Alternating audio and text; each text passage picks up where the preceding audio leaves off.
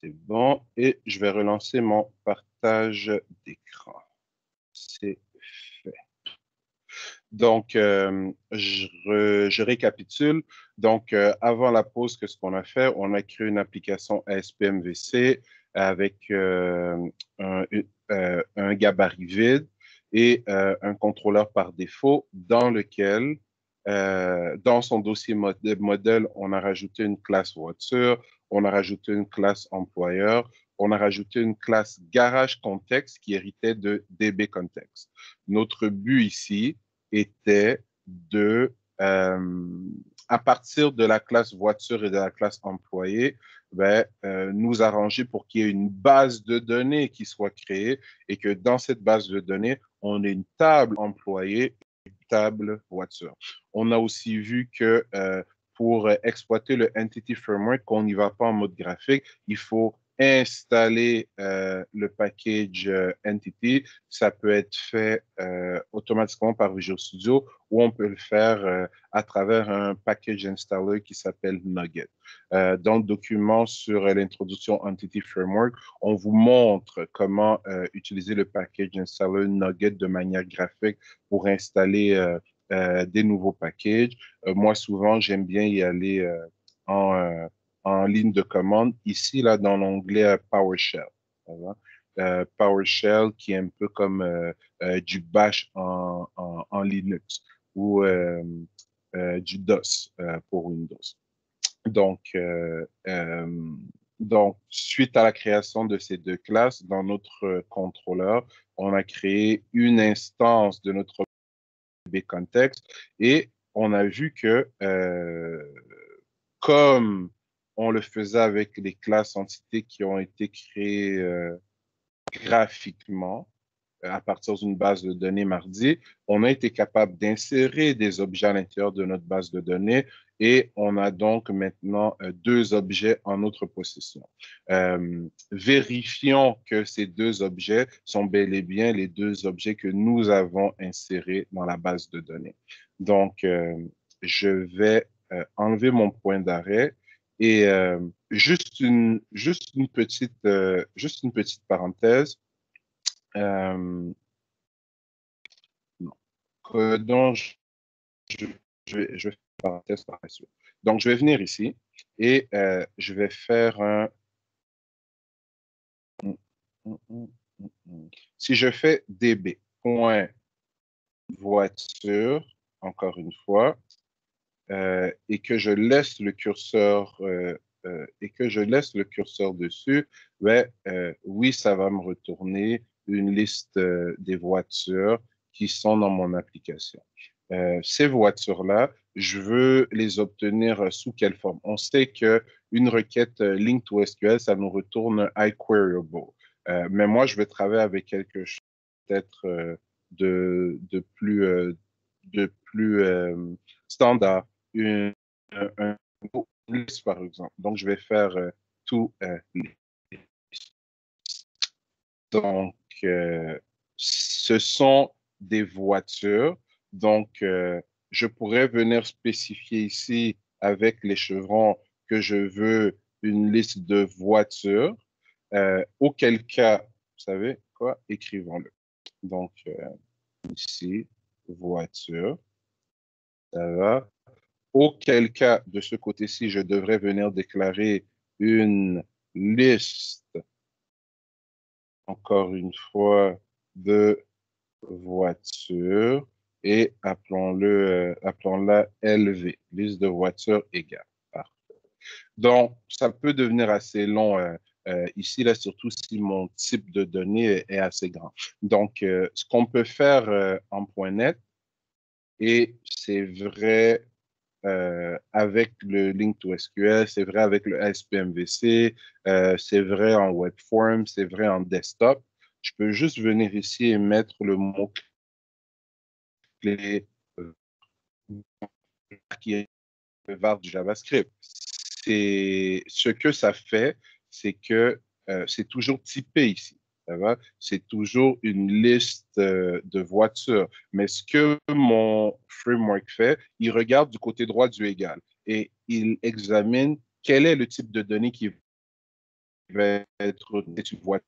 Et donc, le mot clé var est remplacé ici par c'est une liste de voitures, excusez-moi, qui va être retournée.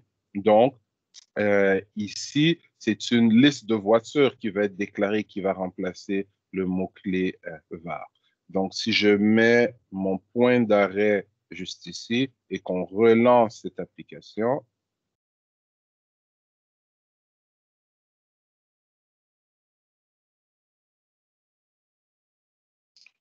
ça ne devrait pas être trop long.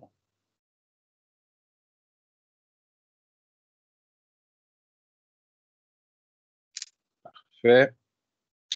Donc, je vais exécuter la ligne. Si, évidemment, j'ai toujours deux voitures, on n'en a pas ajouté plus. J'ai deux éléments dans ma liste. C'est bon, puisque j'ai inséré deux voitures préalablement dans ma base de données. Et si je viens inspecter ces fameuses deux voitures, ben, je vois la BMW Q5 avec l'ID 1 et l'année 2012. Si je viens inspecter le deuxième élément, ben, je vois ma Dodge Journey 2018 avec l'ID 2. Donc, c'est un select, cette histoire-là. La parenthèse que je voulais faire tout à l'heure, je vais la faire ici. Donc, ce qu'on vient de faire, parce que n'oubliez pas que le Entity Framework est construit sur le Link2SQL et que le Link2SQL lui-même est conçu sur le ADO.NET. Donc, si je fais var liste de voitures 2 égale from, ah là là, euh, from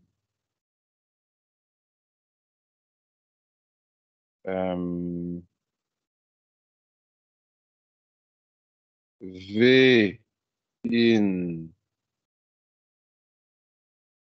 db.voiture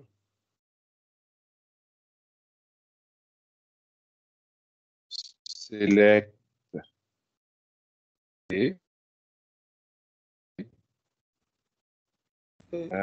C'est from ou c'est from? for. Ok. Ah, d'accord. C'est F from. Parfait. Excusez-moi, j'avais mal écrit mon from. Donc, ce genre de requête, on a appris à faire ça en ligne, il me semble bien, hein. Dans notre cours d'application transactionnelle Web 1. Et sur le canal YouTube, il y a une vidéo qui démontre encore les opérations to SQL. Ça, c'est la syntaxe que j'aimais bien appeler le SQL. Tout le monde se souvient de cette syntaxe?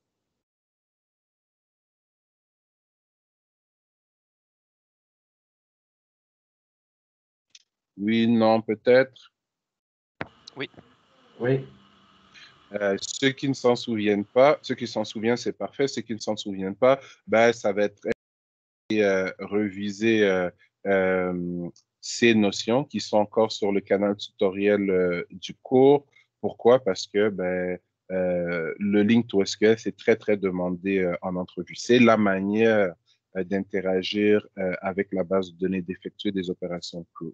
Donc, les select, les insert, les updates, les delete, on les a tous vus selon cette syntaxe. Donc, ce que je viens d'écrire ici et ceci, ben, ça fait grosso modo la même chose. Ici, ça me variable.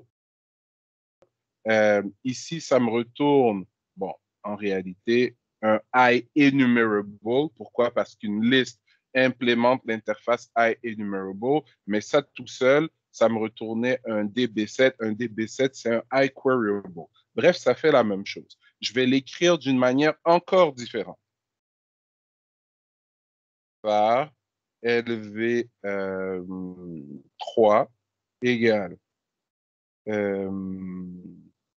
vous savez quoi? Modif Modifions un peu cette requête. Donc, allons-y comme ceci. Where v.année est, disons, plus grande que 1000, que 2000. Disons que c'était ça ma requête. Je voudrais récupérer toutes les voitures dont 2013. Comme ça, on exclurait la première, on garderait seulement la deuxième. Donc, j'aimerais récupérer toutes les voitures dont l'année de fabrication, de production est plus grande que 2013. Donc, je peux l'écrire comme ça ou je pourrais venir l'écrire comme ceci. var LV3 égale db.voiture.where et ici, ben, on utiliserait une expression lambda, les mêmes expressions lambda qui peuvent être utilisées dans la classe HTML helper pour générer des balises HTML. Donc, je crée un nom de variable, donc disons m égale flèche, m.année, encore une fois, plus grand que 2013. Donc, la session dernière, et ça aussi, c'est du link to SQL. Mais quand j'écris ceci, c'est converti en cela. Donc, moi, quand je vous ai présenté le link to SQL la première fois, j'ai préféré m'attarder à cette syntaxe puisqu'elle était beaucoup plus proche du SQL que vous connaissiez. Donc, c'était beaucoup plus facile pour vous de faire l'équivalent entre ce que vous étiez en train d'apprendre et ce que vous connaissiez déjà. Mais en entreprise, c'est ceci qui est très, très, très utilisé. Donc, pour la balance de la session, vous allez me voir utiliser cette notation-ci et je prends pour acquis qu'on sait déjà comment celle-ci marche, puisque on a fait, je répète, des selects, des inserts, des updates, des deletes, des requêtes paramétrées en utilisant cette syntaxe. Le fait d'utiliser le mot-clé var fait que je n'ai pas donc, ça me retourne un iQueryable voiture. Donc, fait que je n'ai pas à venir mettre moi-même ici un iQueryable voiture suivi ici de where voiture. Ça va? Donc, ce que j'écris, ce que je viens d'écrire ici et ce qui était écrit il y a quelques secondes, ben, c'est exactement la même chose. Mais ici, on est tous d'accord qu'on gaspille moins de calories. Donc, ceci et donc, ceci et ceci nous retournent tous exactement, mais exactement la même information. Est-ce que c'est clair dans l'esprit de tout le monde?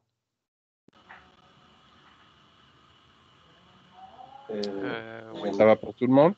Moi, j'aimerais voir le Donc, LV3.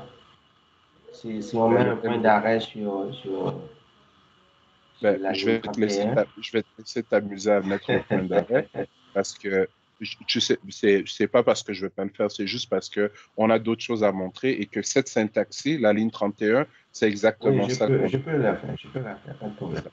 Merci. donc, c'est juste pour compresser le temps, mais c'est exactement la même syntaxe qu'on a utilisée avec les étudiants en début de semaine. Je veux juste vous soyez conscient que dans un examen d'entrevue en .NET, que ce soit une application desktop, webform ou MVC, ben, on peut vous demander de faire un select de cette façon, ou encore de cette façon. Mais elles sont équivalentes. Et au final, ce qui est vraiment exécuté sur la base de données, c'est un objet de type commande avec une requête SQL sous forme de string qui a été générée automatiquement et qui passe à travers un objet de type connexion. Et on a un data reader sur lequel et on a excusez-moi, c'est ça, un data reader sur lequel on appelle notre connexion.executeReader. C'est ça qui est exécuté au final, peu importe laquelle de ces trois lignes je lance.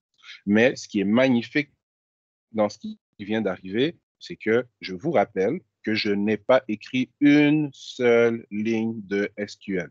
Je n'ai pas fait de create table pour créer ma base. Je n'ai pas créé de base de données à la main en SQL. Je n'ai pas fait de create table pour créer mes différentes tables. Je n'ai pas fait de select. Je n'ai pas fait de insert. Je n'ai fait que du C#.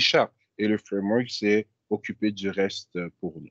Évidemment, comme j'ai dit tout à l'heure, on peut avoir beaucoup de contrôle sur la manière dont le framework crée la base de données et on y arrivera. Mais dans un premier temps, je pense que vous constatez, que vous commencez à comprendre pourquoi le développement de .NET est si répandu et si populaire en entreprise.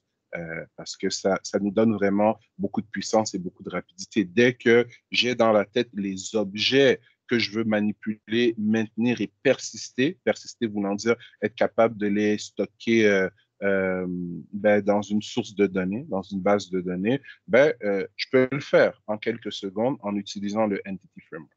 Ça va pour cette partie-là? Oui.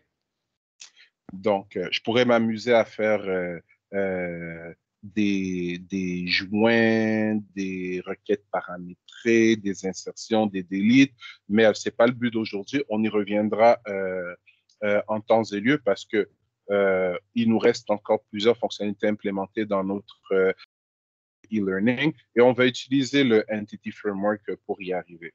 Donc, j'aimerais plutôt exploiter ce qu'on a déjà en notre possession aujourd'hui pour montrer d'autres fonctionnalités dans Visual Studio.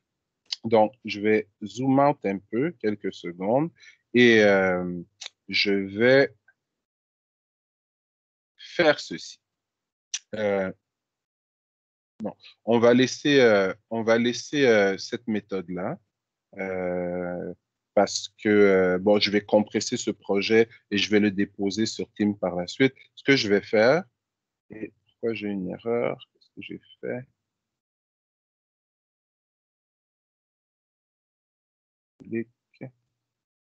Moi, 2 secondes. OK. Il nous manque une accolade quelque part parce que, pourquoi? J'ai fait quoi?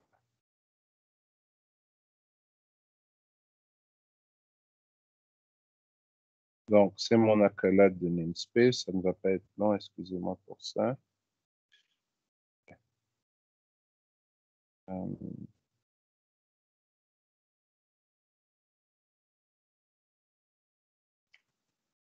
OK.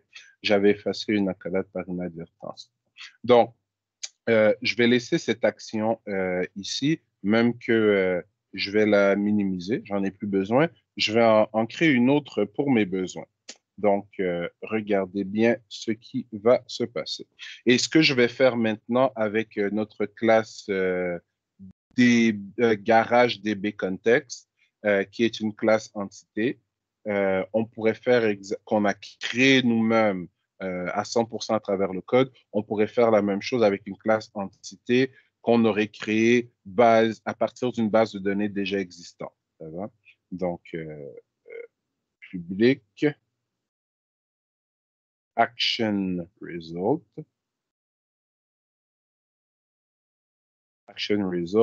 je vais l'appeler, tiens, index 2. Et on va return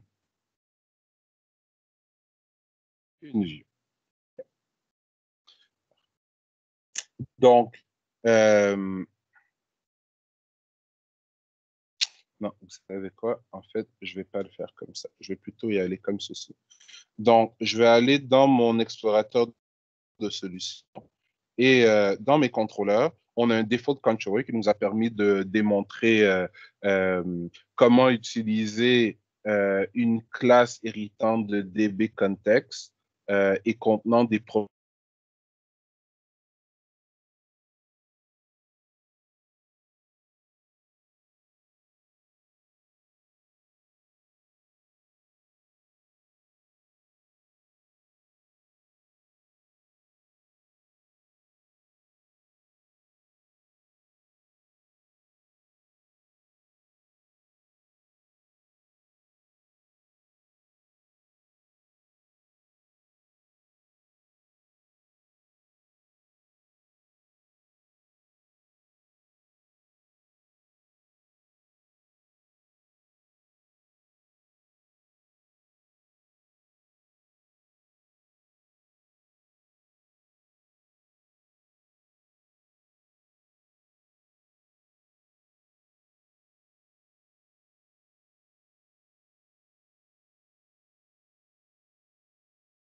Ok, désolé, mon team m'a bugué quelques secondes. On m'entend? Ouais. Oui. C'est bon. Donc, parfait. L'enregistrement n'avait pas arrêté. Donc, je vais juste repartager mon écran. OK. Pardon pour ça.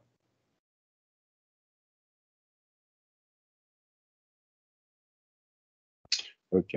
Donc, on a notre contrôleur par défaut qui nous a permis de montrer comment utiliser le Entity Framework pour générer notre base de données, mais à 100% à travers le code, basé sur des classes qu'on crée nous-mêmes. C'est une base de données saine pour l'instant. Je ne vous ai même pas montré où est-ce qu'elle a été vraiment créée sur mon ordinateur. Et c'est une base de données qui a deux tables, mais deux tables qui n'ont aucun lien l'une avec l'autre. Donc, ma table voiture, elle est d'un côté, ma table emploi, elle est de l'autre côté. On aurait pu créer à travers le code l'équivalent de propriétés de navigation. Et les propriétés de une histoire simple, ben, dans la table, par exemple, employé, j'aurais pu mettre une liste de voitures. Donc, la liste de voitures ben, aurait été les différentes voitures sur lesquelles cet employé aurait travaillé. Donc, il y aurait eu une relation un à plusieurs entre la table employé et la table voiture. Un employé pouvant travailler sur plusieurs voitures. Et donc, avec nos requêtes link to SQL, ben, on aurait pu afficher, par exemple, le modèle de toutes les voitures sur lesquelles un employé en particulier aurait travaillé. C'est des choses qu'on va être capable de faire très, très simplement d'ici quelques cours. L'autre avantage avec la méthode Code First, c'est que quand on utilise un processus de développement itératif comme le Kanban ou le Scrum, on sait que ben, dans chaque sprint, on analyse une certaine quantité de fonctionnalités. Donc, pour ces fonctionnalités, on crée l'interface usagée, on fait l'analyse UML, on détermine les classes, on crée la base de données, on implémente la solution.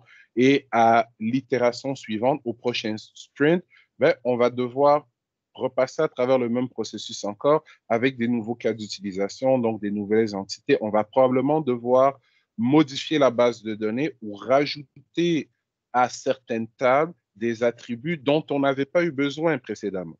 Donc, avec le Code First et quelque chose qu'on appelle le Migration API, on est capable de retourner dans la classe, leur ajouter des attributs et automatiquement, ben, ces attributs ou ces relations, ces propriétés de navigation qui deviennent des relations dans la base de données, ben, vont être ajoutées automatiquement à notre base de données. Donc, on modifie vraiment notre base de données au fur et à mesure que nos classes sont modifiées, au fur et à mesure qu'on avance dans nos fonctionnalités. Donc, encore une fois, le .NET est très populaire parce qu'il adhère parfaitement avec cette technologie Entity Framework et Code First, avec la façon dont on pense et on développe les applications en entreprise.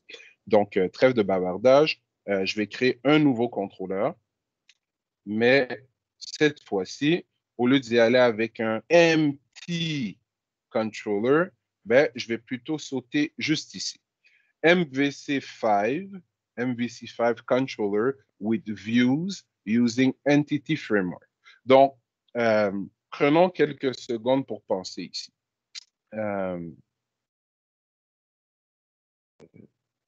Prenons quelques secondes pour penser. Donc, mon garage DB Context, il contient des voitures techniquement et des employés qui sont mes garagistes. Donc, qu'est-ce que je veux bien pouvoir faire sur des voitures ou sur une table voiture? Je veux pouvoir voir toutes les voitures que j'ai, je veux pouvoir en créer une, je veux pouvoir en effacer une, je veux pouvoir en modifier une ou plusieurs. La même chose pour mes employés.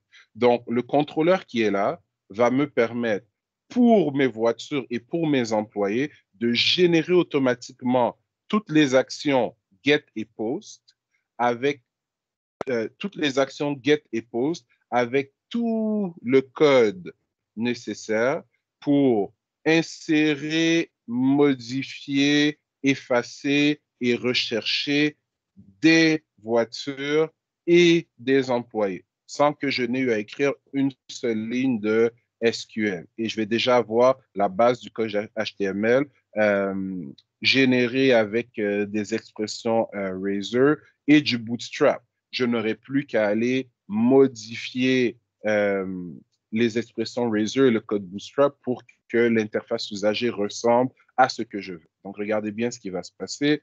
Donc, je fais Add. Quelle est la classe pour laquelle je veux générer. Donc, j'ai le choix entre employeur et voiture. Allons-y avec voiture, puisqu'on a travaillé avec voiture depuis tout à l'heure. Donc, voiture, d'où est-ce que le framework va aller récupérer les informations des voitures? Donc, il va les récupérer de mon garage DB Context. Et je veux générer toutes les vues nécessaires à l'interaction crew, donc create, update, retrieve, delete, avec une voiture. Je fais add, et voici le nom par défaut du contrôleur. Je fais add. Attendant, je travaille très fort pour nous préparer.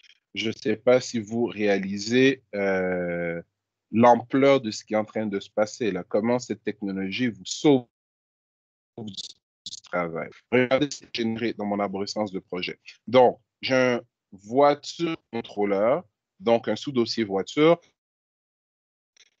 et dans create, delete, detail, edit et enter. Donc, ce sont toutes les vues qui ont été créées automatiquement pour ce fameux contrôleur. Et si je vais voir le contrôleur, ben, index, ça fait quoi? Regardez, ça déclare automatiquement une variable de type garage DB context que ça initialise. Et ça, ma vue index va faire quoi? Va passer, pardon, mon action index va passer à la vue index une liste de toutes les voitures qu'il y a présentement dans ma base de données. Donc, on peut présumer que ces voitures vont être affichées. Si je vais voir le index ici, et on sait déjà comment fonctionnent les expressions Razor, donc ma classe voiture est déclarée, et que ce qu'on fait là-dedans, on crée une table, et dans cette table, on va aller lister le modèle et l'année de toutes les voitures qui ont été reçues en paramètres. C'est magnifique, non? Si je vais voir l'action, excusez-moi, je me perds un peu. Si je vais voir l'action detail, l'action detail me permet de voir le détail de chacune des voitures en fonction de son ID. L'action create me permet de générer un formulaire qui va me permettre de créer une voiture. Voiture que je vais récupérer ici. Je vais récupérer son ID, son modèle, son année, et j'ai de la validation automatique. Donc, pour que je puisse faire l'insertion dans la base de données. Et si l'insertion réussit, on me redirige vers l'index où je vois toutes mes voitures. Pour que je puisse faire l'insertion, ben, on veut vérifier que le modèle est valide, c'est-à-dire que le modèle que je reçois contient bien un ID, un modèle et une année. Et si vous vous souvenez bien, cette méthode ici, on l'a vu rapidement lorsqu'on parlait de validation il y a quelques cours. Mais bref, laissez-moi exécuter tout ça. Donc, je vais aller juste ici dans Index. Je vais lancer. Donc, en gardant en tête qu'on a déjà créé deux voitures ensemble tout à l'heure.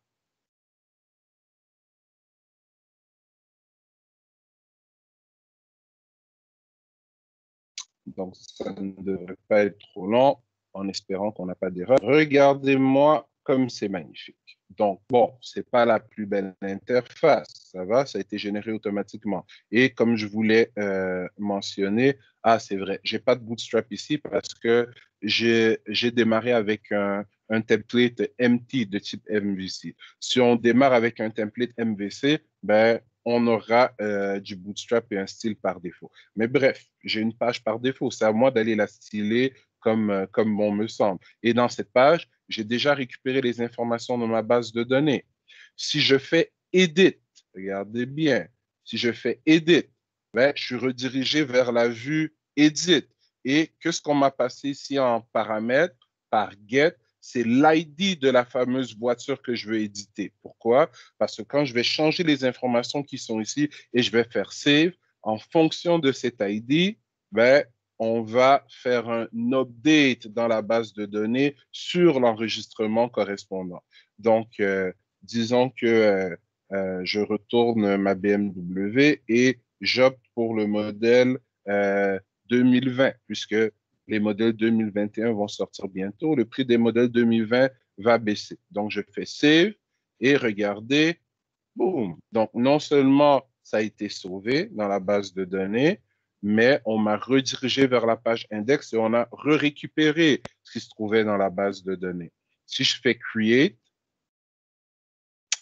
oups. Pourquoi ça a bugué? New reference objet.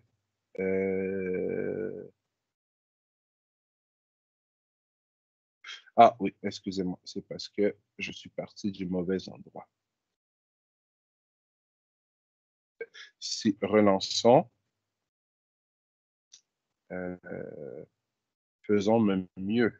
Je vais aller dans mon index original et juste pour vous montrer que ce qu'on vient de générer marche vraiment automatiquement. Si je retourne dans mon contrôleur, et que mon contrôleur par défaut, et qu'on vienne juste quelques secondes ici, rajouter une nouvelle voiture. Donc, allons-y avec une Kia Sorento 2021. Je vais me débarrasser de tout ça ici, là. Ça ne m'intéresse pas. C'était pour... Bon, je ne vais pas m'en débarrasser. Je vais les mettre en commentaire. J'ai dit en commentaire. Bon. Donc, je vais sauver le tout et je vais exécuter cette page qui est la vue index du contrôleur default. Hein? Donc, fait. On va terminer l'exécution. Et maintenant, j'aimerais aller sur la vue index du contrôleur voiture. Que je l'avais écrit comme ça.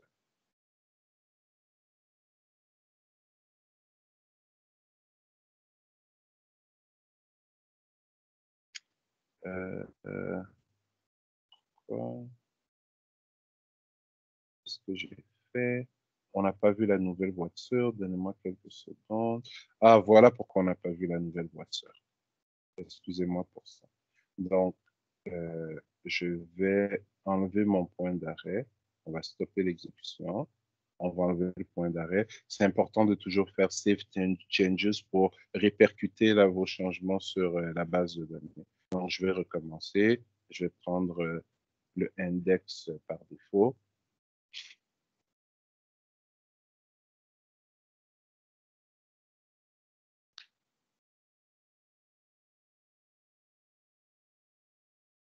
C'est bon. Donc, techniquement, la nouvelle voiture a été ajoutée. Et si on va sur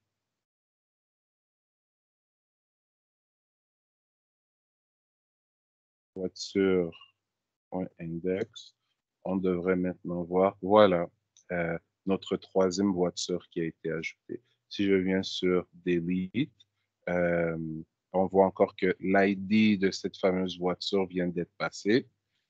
J'ai ces informations. Si je fais delete, ben, automatiquement, elle est effacée. Si je fais detail, je vois les détails de la voiture. Je peux retourner à la... Donc, ça me donne, comme vous venez de constater, la structure de base d'une application qui interagit avec la base de données et qui me permet de créer, récupérer, modifier, effacer et lister tous les éléments d'une table en particulier basée sur une classe en particulier. Donc, ça fait une grosse partie du travail pour vous.